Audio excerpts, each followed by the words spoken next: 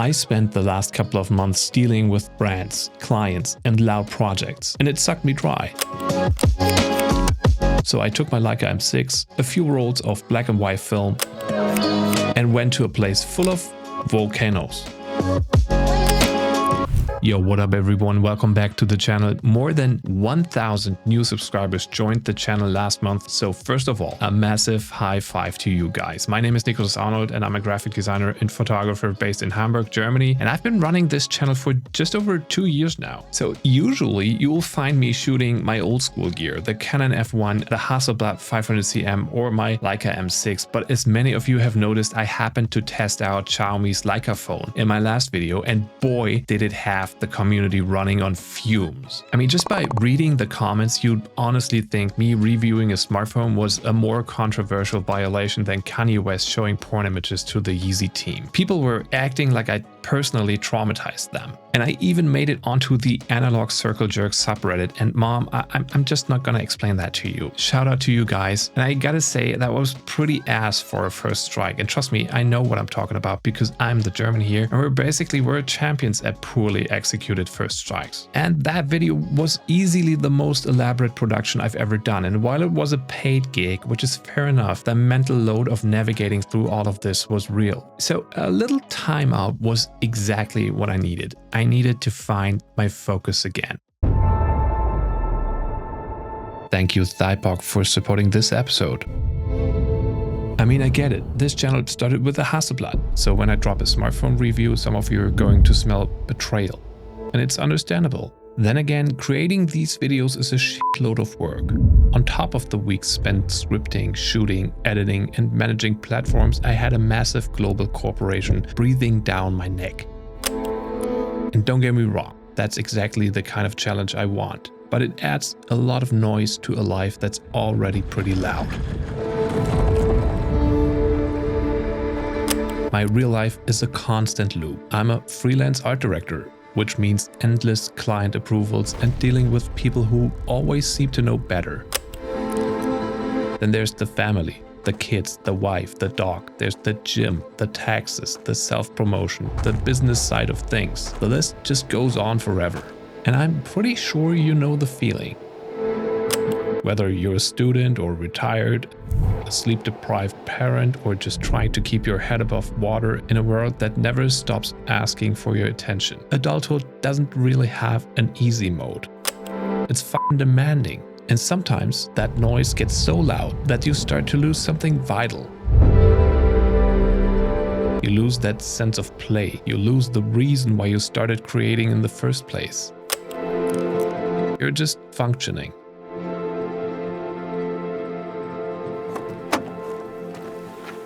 But none of it, absolutely none of it, should ever hold you back from checking in with yourself and asking what makes you happy. And for me, that's photography. Let me show you.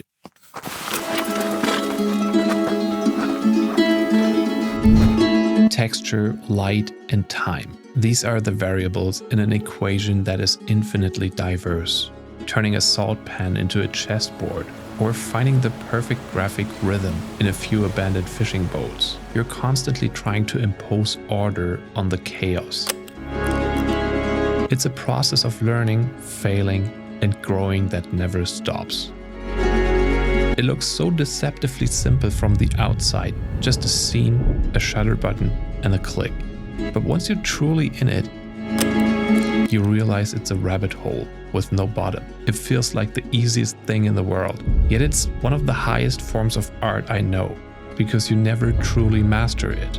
And that's the beauty of it. It can drive you to absolute despair, but then it gives you that 1 millisecond where everything aligns. You capture a moment that feels completely timeless. And in that second, all of the noise of the world just disappears.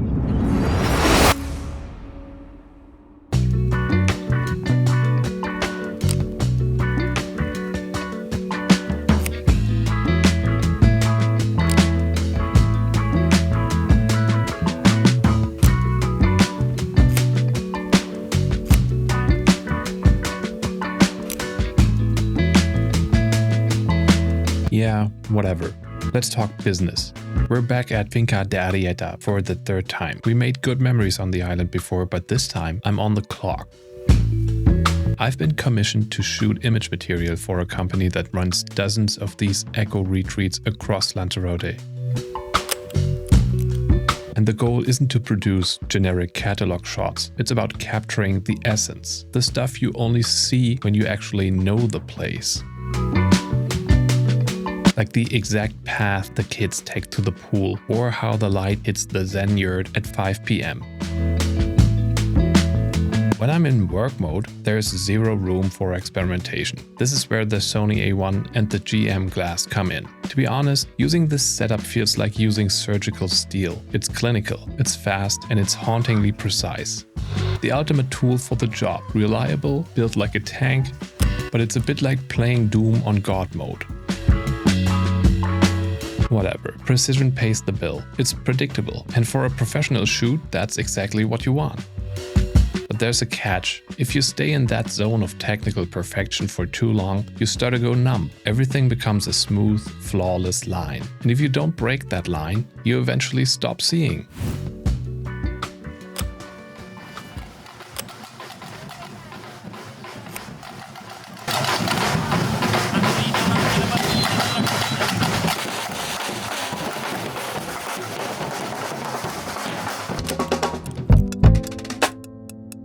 Our brains are hardwired to ignore constants. We're programmed to register differences, not the status quo. Think about it. If everything is loud, you eventually hear nothing. If everything is perfect, you feel nothing. You need the spike. You need the friction to even realize you're alive. To me, contrast is taking two things that don't necessarily belong together and forcing them to create meaning through juxtaposition. It's yin and yang. Without that Xiaomi review, this trip would just be another piece of boring travel essay garbage. But without the contemplation in this video, we only had just another gear-focused channel without any meaning or soul. One pole gives the other its value.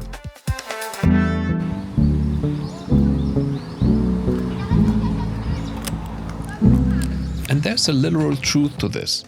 In optics, contrast is the fundamental requirement for brilliance. Without the deep blacks, there's no glowing light.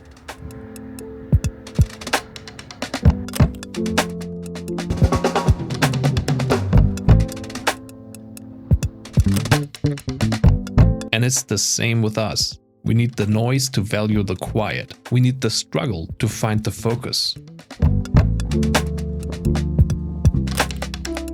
Because brilliance isn't found in the middle, it's found in the tension between the extremes.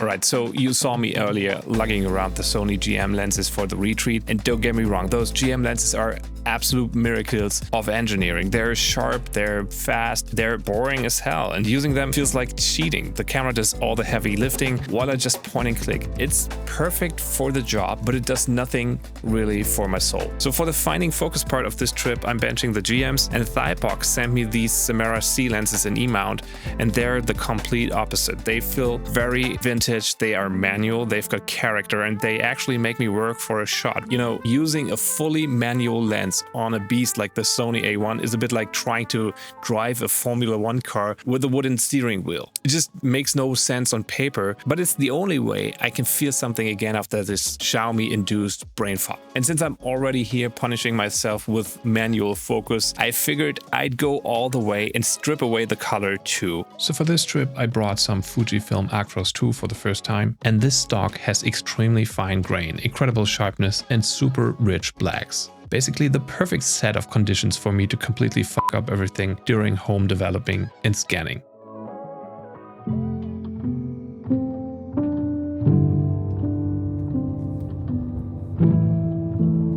So it's not just about removing color, it's about forcing myself to see textures, contrast, and light in its rawest form. And I've spent a lot of time talking about specs and gear in my last video. But here's the thing, despite all the miracles of engineering we have at our fingertips, there's something about the analog process that is simply irreplaceable. And it starts long before I even reach for the shutter. It's a series of deliberate, sometimes painful choices. You have to commit. You choose your film stock, you commit to an ISO, you buy the rolls, you load them, and you waste those first few frames just to make sure everything is seated.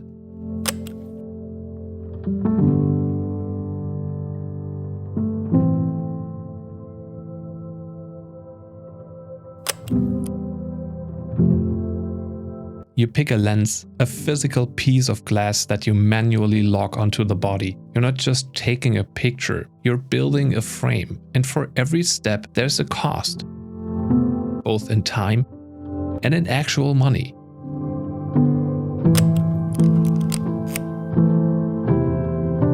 And then, once you've done the work, once you've found the light, found the composition, and heard that mechanical click, there is absolutely nothing. No instant gratification. No LCD screen to tell you that you nailed it. No histogram to save your ego.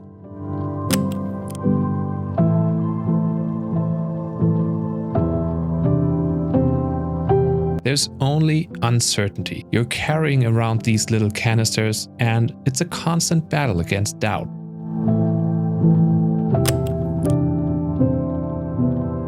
You have to trust yourself, and that's a terrifying place to be in an age where everything is backed up to a cloud in real time. Then comes the friction, the inevitable argument at the airport security, trying to convince someone that, yes, I really do need a hand check because I don't trust their X-ray machine with my soul.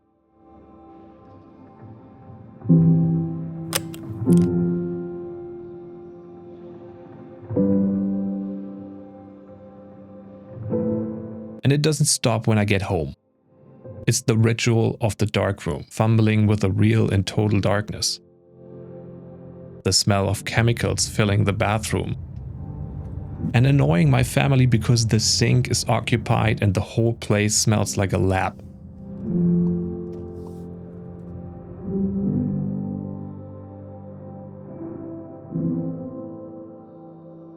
You hang the strips to dry overnight, praying that you didn't light leak the whole roll or mess up the temperatures, and then you set up the digital camera for scanning.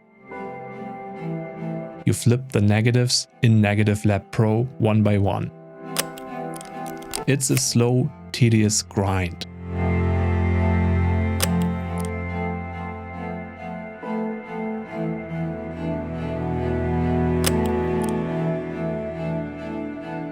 But then, every once in a while, there it is. The holy shit moment. A shot that has depth, a texture, and a soul that no algorithm could ever emulate.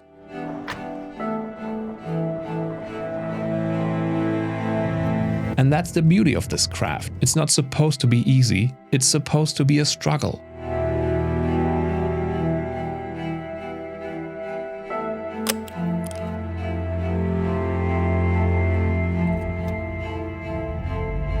Because the pain of the process is exactly what makes the result feel earned.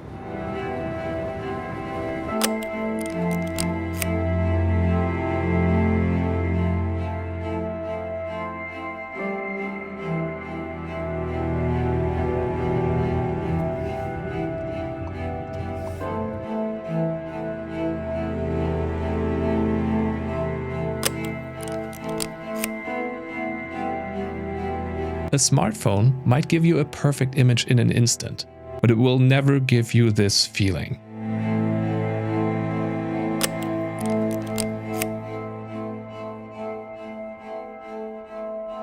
So looking back, there's a weird kind of joy in working with gear that pushes you to your technical breaking point. It's frustrating at times, it's slow, but it's real. Anyway, to be completely honest with you guys, I'm still not 100% sure if shooting the majority of this island in black and white was the right call. Lanzarote has so much to offer in terms of color, and stripping it away felt kind of like a gamble. I'd love to hear your take on that in the comments. Did it work for you, or did I overdo the moody vibe? Also, I've decided to start a new tradition on this channel. From now on, I'll be picking my personal favorite from every trip. One shot that has the potential to make it onto my website or into my actual portfolio, not a gallery, not a sequence, just one single frame. And like always, on this trip there were a few contenders, but if I had to put my money on one, it would be this one. It captures exactly that tension we've been talking about, that silence and that specific brilliance that comes from high contrast. But that's just my view. I'd love to know which one you like. Let me know. And I truly hope you got something out of this video. And if you did, feel free to like and subscribe. It actually helps so much more than you think in so many ways. I'll see you in the next one. Peace.